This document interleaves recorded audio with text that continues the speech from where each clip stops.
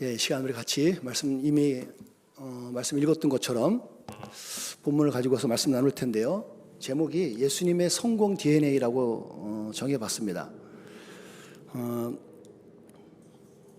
저에게 설교할 시간이 그렇게 많은 것 같지는 않아요. 그래서 짧게 설교를 하겠습니다. 먼저 우리 여러분들, 우리 청소년들이 여기에 있는데 청소년들에게 하나 런세스 퀴즈를 하나 드릴게요. 아주 쉬운 거예요. 양보하지 마시고 맞히면 선물을 줘요. 여러분, 성경책에서 맨 앞에 써 있는 글자가 뭔지 아세요? 우리 학생들만 맞힐 자격이 있어요. 맨 처음에 써 있는 자가 무슨 글자죠? 아는 사람이 없어요? 정말 없어요? 와, 대단하네. 자, 그럼 우리 성인들에게 맡기겠습니다. 우리 성인 중에서 성경책의 맨 앞에 무슨 자가 써 있죠? 성경책이라고 그러셨어요? 성자가 많습니다. 성자가 써 있어요, 보통요. 영어 성경에는 다른 말 써 있겠죠. 자, 이 선물은 날아갔습니다. 지금 우리 청소년들하고 우리 부모님들이 같이 지금 예배하고 있는 건데, 여러분들 이런 상상을 한번 해보시겠어요?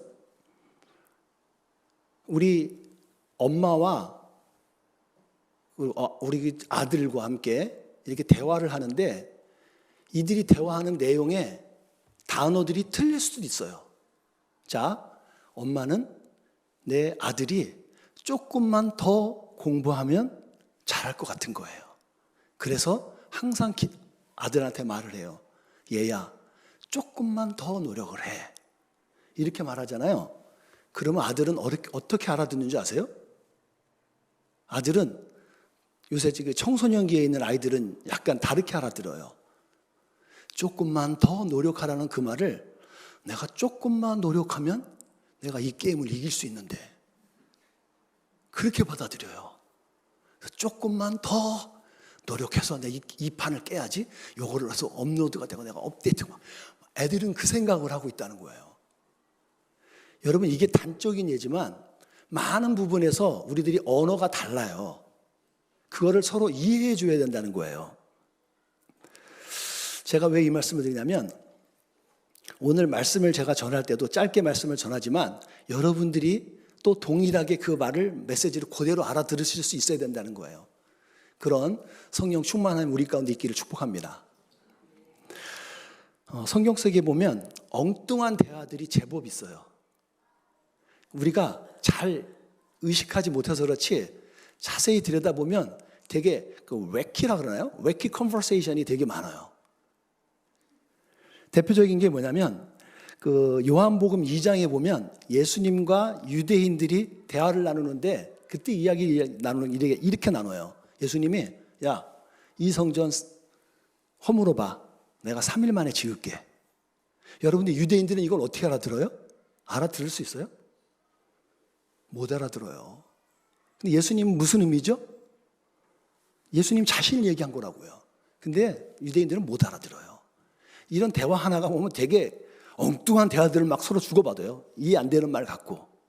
그뿐이 아닙니다. 요한복음 4장에서 보면 예수님과 그 사마리아 여인, 우물가의 여인이 대화가 나오죠. 여러분, 그것도 되게 엉뚱한 말들이 많아요. 영원한 생수에 대해서 얘기하는데 받아들이는 그 여자는 전혀 그렇게 의식하지 않아요. 아니, 영원한 생수 있으면 내가 마시겠다고. 왜 수작거냐고 막 이런 식으로 다르게 이해하고 있는 관점이 있단 말이에요. 되게 엉뚱한 대화들이에요. 예수님과 부자 청년 이야기도 마찬가지입니다. 마가복음 10장에 나와도 그런 거죠. 영생에 대한 얘기를 하는데 여러분, 포인트가 틀린 거 아시죠? 포인트가 틀려요. 그런데 대화를 하고 있다고요. 근데 그거를 못 알아듣는 다른 사람은 자기 세계에서 옳은 줄 안단 말이에요. 그래서 부자 청년에게 너 그래? 여기 십계명들 다 지키고 있어? 나 어렸을 때부터 했다고. 유아세례 받을 때부터 나 다 했었다고. 그렇게 말할 때 예수님은 그래? 그럼 잘한다 너. 너가 가지고 있는 재산들 다 팔아서 가난한 사람 나눠줘봐. 그랬더니 어떻게 해요? 그냥 돌아가는 거예요. 영생에 그냥 개념이 틀려서 그래요. 못 알아들어요. 오늘 우리가 파워포인트 넘겨줘 보세요. 33절을 우리가 읽지 않았는데 한 목소리 읽어보겠습니다. 시작. 보아라, 우리는 지금 예루살렘으로 간다. 인자가 대제사장과 율법학자들에게 넘겨질 것이다. 그들은 인자에게 사형을 선고하고 이방 사람들에게 넘겨줄 것이다. 여러분, 이 말씀이 오늘 본문 읽기 전에 나왔던 내용입니다. 근데 이 말씀을 들을 때 제자들은 어떻게 알아들어요? 다르게 알아들어요. 예수님은 당신이 이제 죽을 날이 얼마 남지 않았다고 얘기하는 건데 제자들은 it's time. 드디어 예수님이 이제 등극하셔갖고 메시아로 나타나셔서 드디어 우리가 기대하고 아기다리 고기다리던 그 예수님이 이제 등극하신다라고 이해한 거예요. 어떻게 아냐고요? 오늘 본문부터 여러분이 읽으셨잖아요. 그렇게 이해하고 때는 이때다. 이때 내가 예수님의 좌와 우를 차지하자. 내가 높은 자리에 올라가면 내가 같이 하겠다고 이들이 작업을 건 거예요. 예수님께. 뒤에 가서 예수님 보좌에 올라가시고 왕이 되시고 올랑 저를 좌편에 우리 우편에. 이들이 형제입니다. 야고보와 요한은 형제예요. 아주 의기투합해갖고 지금 작업을 걸고 있어요. 인생의 역전의 기회였습니다. 근데 주님과 의도는 전혀 다른 거잖아요. 근데 예수님께서 오늘 말씀에 어떤 말씀을 주셨냐면 내 좌우편에 있는 것은 하나님의 주권에 있는 거야 라고 딱 잘라 말씀하세요. 그건 내 권한에 있는 게 아니라 하나님의 주권에 있는 거야. 그리고 말씀하시는 게 오늘 우리가 여러분하고 제가 나눌 말씀의 포인트예요. 근데 너희들이 할 수 있는 게 있다는 거예요. 그 말이 뭐예요? 오늘 여러분과 제가 할 수 있는 부분이 있다는 거예요. 주님의 좌우편에 서서 그 보좌에 설 수 있는 그 높은 자리에 올라갈 수 있는 방법이 있다는 거예요. 무엇인가를 해야 된다는 거예요. 그게 뭔지 여러분 잘 포인트해 보세요. 여러분, 제가 너무 상식적인 거 여러분에게 물어볼게요. 여러분, 이 세상에서 가장 높은 사람은 어디에 있어요? 위에, 아래? 나는 죽어도 밑에라고 말할 거야. 그렇게 말해보세요. 사람들이 인정을 안 할 거예요. 제가 하나 준비해 본 게 있습니다. 자료. 여러분, 여기서도 퀴즈 하나가 있으니까 잘 캐치하시는데 앞으로 7개의 세계에서 가장 높은 빌딩을 여러분에게 보여줄 거예요. 근데 그 중에 2개가, 하나는 무조건 나타나는 거고 2개가 우리 한국하고 관련된 게 있어요. 그게 뭔지를 알아맞히는 거예요. 자, 답 띄워주세요. 쭈루루 순서대로 얼마나 높이 있는가 볼 때 쭉 올라가세요. 1까지. 여러분, 이게 세계에서 지금 가장 높은 빌딩의 순서들이에요. 근데 7위가 어디에 있어요? 자랑스럽게 우리 한국에 있어요. 저도 올라가 봤어요. 올라가서 밑에를 봤더니 다리가 서로 떨려갖고 혼났습니다. 연세 드신 분들 조심하세요. 다리가 후들리다 못해 떨어질 수 있어요. 그 롯데월드가 근데 7위밖에 안 돼요. 그 더 이상 높은 데가 있어요. 자, 여기서 두 군데가 우리 한국하고 관련된 데가 있습니다. 어딘지 아시는 분? 1번. 누가 말했어요? 우와, 2개인데?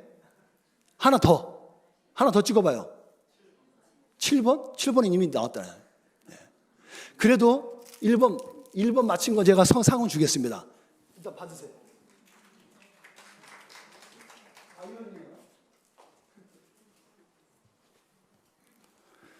여러분, 2번도 우리 한국이 했답니다.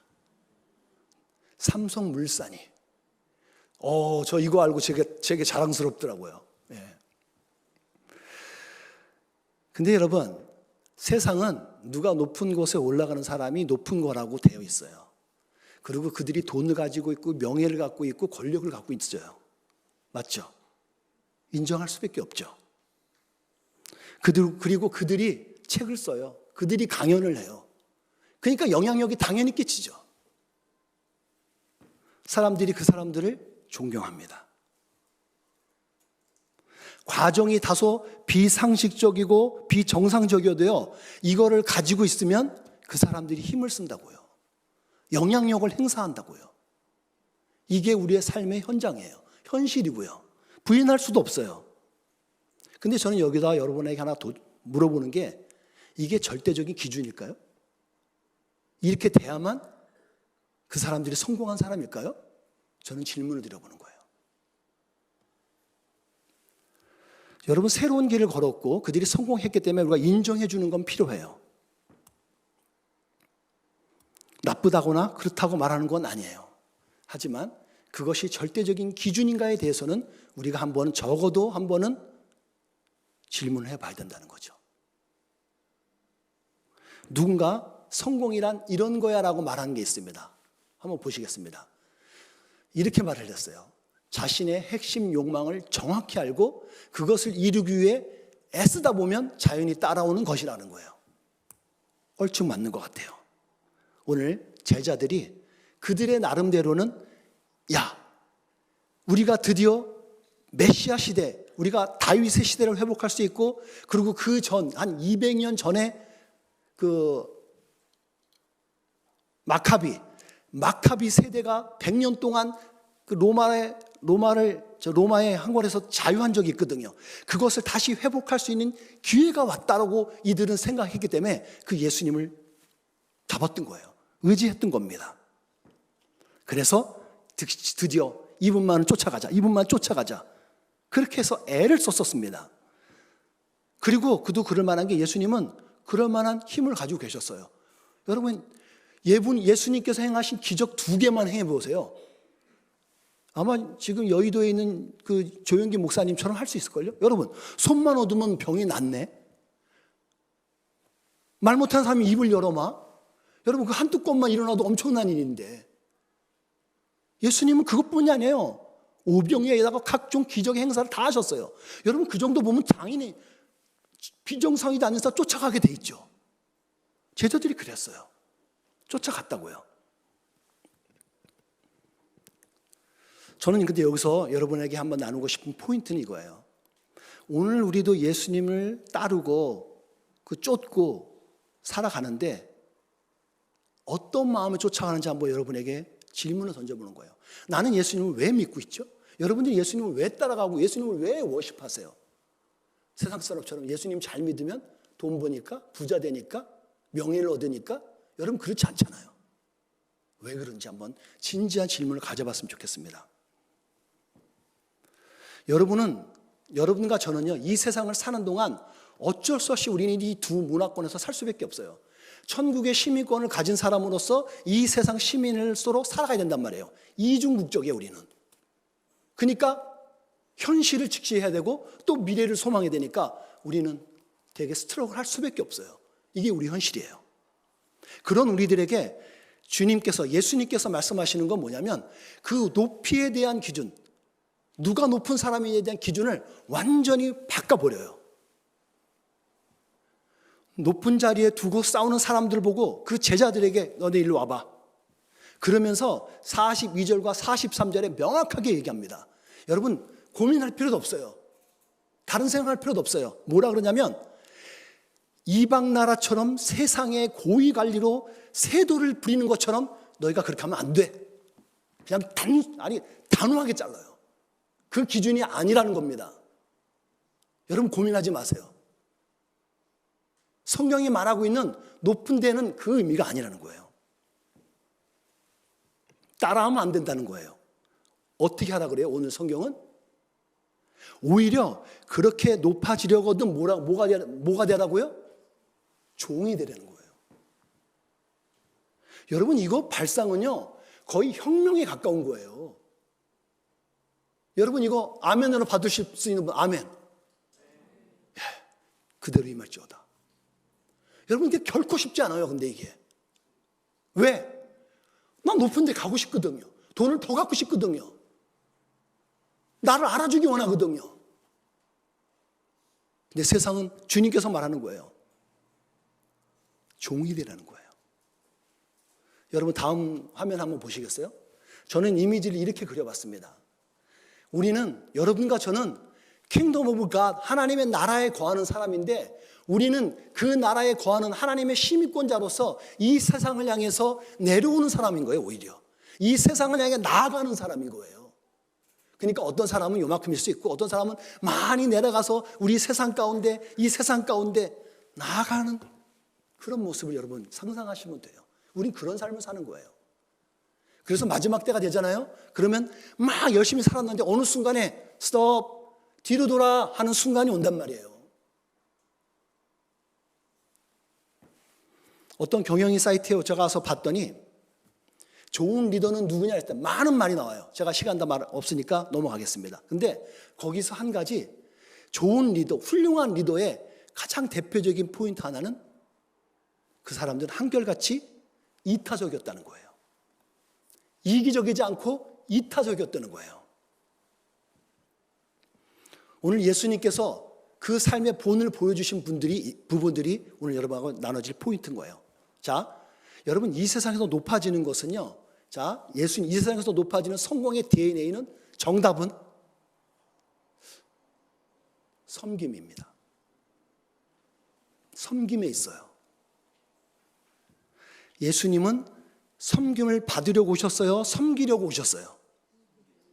오늘 본문 성경은 명확하게 마지막 45절에 명확하게 명시하셨어요. 나는 섬김을 받기 위해서 온 게 아니라 섬기려고 이 땅에 오셨다는 거예요. 저도 이민 생활하면서 24년 차가 되었습니다. 그리고 담임 목사로서 15년을 생활해 봤어요. 여러분도 이민 생활 속에서 교회 생활, 신앙 생활 해봤겠죠. 근데 저는 이제 저의 입장에서 얘기하는 겁니다. 저에서 이민 교회에서 조그만 교회에서 계속 한 걸음 한 걸음 몸부림치면서 살아왔어요. 그래서 한 영혼을 천하보다 여기에서 1년에 1명, 2명씩 전도해서 그들을 양육하고 그들에게 세례주고 그렇게 살아왔어요. 제가 돌아보니까 1년에 1명꼴로 저희가 지금 세례를 이루고 있더라고요. 얼마나 귀해요. 그래서 그들이 어려울 때 돕고 그들과 함께 스트라고 막 울어주면서 방황하고 그럴 때 자꾸서 인도해주고 그래서 그들이 자리를 잡아가요. 자리를 잡고 안정을 취합니다. 근데 어느 순간에 안정을 취하고 먹고 살고 돈도 잘 벌어지고 아무 걱정 근심이 없으면 어떻게 해요? 신앙생활을 더 열심히 해갖고 우리 교회를 더 열심히 세워야죠. 이렇게 할 줄 알았는데 아니에요. 목사님, 우리 애들이 다 커서 우리가 다른 데를 가야겠습니다. 여러분 그때 제 마음이 어떨까요? 1번 좋다, 2번 실망감이 온다. 여러분 저 어딜 것 같아요? 1번. 결론은 1번이에요. 근데 과정은 2번이 있어요. 맞죠? 동일해요. 근데 여러분 그때마다 제가 그것을 이겨내고 극복할 수 있었던 메인 키가 뭔지 아세요? 오늘 말씀이에요. 예수님께서 이 땅에 오신 이유가 섬기려였던 거예요. 그렇지. 내가 오늘 목회하는 게 이 영혼들을 한 영혼들을 주님께로 섬기고 성장시키는 게 내 목표지. 그러면 정리가 쉬워져요. 쫙 해결이 돼요. 그리고 또 1년 나가는 거예요. 여러분 주님의 말씀에 의지해서 여러분에게 권합니다. 사람 의지하지 마세요. 사람 믿지 마세요. 우리 청소년 여러분들도 여러분 부모님 믿지 마세요. 이게 뭔 소리야? 예수님 믿으셔야 돼요. 우리 어른분들도 마찬가지예요. 여러분 배우자 믿지 마세요. 여러분 그분 의지하시면 안 돼요. 부부가 하나 되어서 온전히 살아가시려면 예수님 바라보시고 두 손 잡고 같이 걸어가셔야 돼요. 그래야 통과돼요. 그래야 안 싸우신다고요. 주님께서 보여주신 성공적인 삶의 DNA는 섬김에 있어요. 여러분에게 하나 또 퀴즈 내볼게요. 구약에 나와 있는 율법과 선지서의 핵심이 무엇일까요? 말씀에 나와 있었죠. 이것을 4자로 줄일 수 있는 사람은 여러분은 나중에 목사가 돼도 돼요. 4글자로 줄일 수 있는 사람. 10계명을 4글자로 줄이면 못 것 같아요. 머리가 막 가동되죠. 여러분 시간을 아껴드리겠습니다. 하사 이사예요. 하나님 사랑하고 이웃 사랑하는 거예요. 이게 율법학자가 알아맞혔어요. 예수님이 물어볼 때 내가 다 하는 건데 그 예수님 하나님 사랑하고 이웃 사랑하는 거죠. 딱 맞춰요. 그랬더니 예수님께서 무슨 말씀하신 줄 알아요? 나중에? 그래 잘했다. 근데 예수님께서 새로운 계명을 주셔요. 이건 신약에 주시는 계명입니다. 이건 두 글자로 정리가 됩니다. 서사. 서로 사랑하는 거예요. 예수님이 주신 계명이에요. 이걸 기억하셔야 돼요. 오늘 우리가 이걸 기억하시고 서로 사랑하고 사셔야 된다는 거예요. 저는 사랑에 대한 단어를 한번 생각해 볼게요. 사랑이 뭐죠? 너무 막연하죠. 저는 사랑이 존중이라고 생각해요. 여러분이 부부싸움하는 이유가 뭐예요? 나를 무시해서 그러잖아요. 리스펙 해줘야 되는데 여러분 청소년들과 여러분 부모님과 왜 싸워요? 왜 갈등 구조예요? 자녀 입장에서는 아빠 엄마가 나를 존중하지 않은 거예요. 그러니까 화가 나는 거예요. 리스펙 해야 돼요. 사랑하는 방법이 여러분들 이게 사랑인 줄 알고 착각하는 사람이 제법 있습니다. 내가 좋아하는 걸 그 사람도 좋아할 줄 알고 그렇게 해줘요. 여러분 소 같은 아내가 맨날 풀떼기 먹고 풀 좋은 거니까 풀을 막 해갖고 대세김질 해가지고 왜 개운 다음에 이거 남편님 사자에게 맛있게 드세요. 그러면 먹겠어요? 안 먹죠. 그건 사랑이 아니에요. 사랑은요 상대편이 받을 수 있는 것을 사랑으로 받는 것을 줄 때 사랑으로 이루어지는 거라고요. 그게 존중이고요. 사랑은 그렇게 하는 겁니다. 상대편을 존중해주고 배려해줘야 돼요. 상대편의 입장에 가서. 제가 한번 이런 생각을 해봤어요. 그러면 사랑이라는 단어에 DNA가 있을 건데 이 사랑이 흘러가잖아요. 변함없이 막. 그러면 사랑의 DNA도 나름의 무슨 뭔가 가지고 있는 게 있겠다 생각을 해봤어요. 전문 용어가 나와요. 이제 여러분 정신 차리셔야 돼요. 쏙 지나가면 못 알아들어요. 여러분 DNA가 형성될 때 DNA보다 더 작은 세포 조직이 염기서열이라는 것이 있어요. 이 염기서열이 그렇다고 여러분 어디 가서 갖고 고 목사가 염기서열에는 사랑의 DNA는 희생, 봉사, 헌신, 나눔이래 우기지 마시고요. 이건 제가 그냥 임의대로 넘은 거예요. 나름의 세포가 있는데 이것이 제대로 잘 세포 조직이 형성되어야 되는 거예요. 이 염기서열이 하나라도 막 흐트러지고 망가지잖아요. 스트레스 받아갖고 그러면 DNA가 깨져요. 그래서 막 이상한 일이 변종이 일어나고 그런 거죠. 사랑의 DNA에는요, 여러분 희생이 따라야 되고 섬김이 있어야 되고 나눔이 있어야 돼요. 그것이 없는 섬김은 사랑은 사랑이라고 우리가 볼 수 없는 거예요. 저는 이런 논리를 가지고서 오늘 저는 핵심 포인트 섬김의 DNA에 대해서 여러분하고 같이 한번 더 나누고 마치려고 합니다. 시간 너무 촉박하니까 제가 말이 더듬어지네. 여러분 섬김의 DNA도 있어요. 예수님께서 말씀하셨어요. 너희가 나 좌우편에 서는 건 하나님의 주권에 있는데 너희들이 할 수 있는 게 있어. 너희들이 하나님의 높은 자리에 앉기 원한다면 이걸 해야 된다는 거예요. 그게 뭘까요? 넘겨보세요.